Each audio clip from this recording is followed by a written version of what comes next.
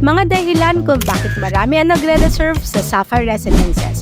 Una, malapit sa Manila. Located ito sa Tansa, from PITX, one bus ride lang ito via Cavitex. Hindi binabaha. Dumaan na ang maraming bagyo sa Cavite, safe and dry pa din dito.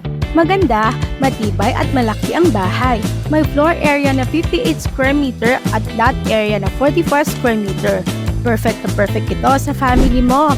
May carport, kasya ang 3 bedrooms at may 2 toilet and bath.